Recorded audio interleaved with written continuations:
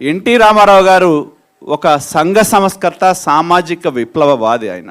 ఎందుకంటే ఆనాటి రాజకీయాలు భిన్నంగా ఒక కొత్త సంస్కృతికి ఆయన తెరదీయటం జరిగింది. ఎన్టీ రామారావు గారికి చదువు అంటే చాలా ఇష్టం. మీరు తెలుగుదేశం పార్టీ పెట్టిన తర్వాత చూడండి, ఆయన ఎమ్మెల్యేలుగా చేసిన వ్యక్తులందరూ కూడా డాక్టర్లు, లాయర్లు, చదువుకున్న వ్యక్తులు.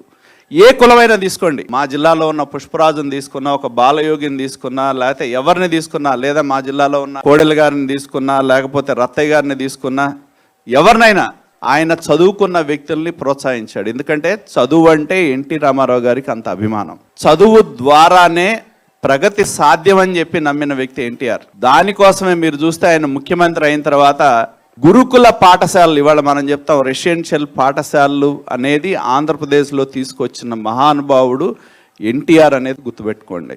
ఎన్టీఆర్ గారికి కొంతమంది కులం అంటగడతా ఉంటారు. ఎన్టీఆర్ గారికి కులం లేదు. కులం లేని ఒకే ఒక్క మహానాయకుడు ఎన్టీఆర్.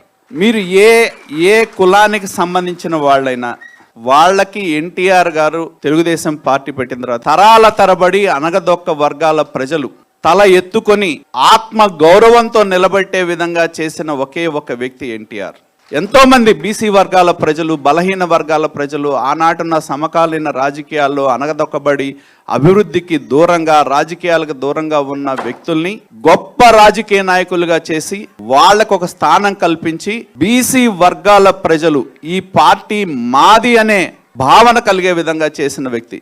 మీరు ఒక ఎర్రనాయుడిని తీసుకోండి, ఒక దేవేంద్ర గౌడ్ని తీసుకోండి, లేకపోతే ఇవాళకున్న ఒక యనమల రామకృష్ణ తీసుకోండి, లేకపోతే మా అల్లాడి రాజ్కుమార్ లాంటి వాళ్ళు, ఏ కులమైనా మీరు ఒక కులం పేరు చెప్పండి, ఆ కులంలో ఒక మహానాయకుడిని ఎన్టీ రామారావు గారు తయారు చేశారు. కాబట్టి తెలుగుదేశం పార్టీ అనేది ఇది అందరి పార్టీ, ప్రతి తెలుగువాడి పార్టీ అనేది గుర్తుంచుకోవాలి. మనందరం అభిమానించే నాయకుడు ఎన్టీ రామారావు గారు.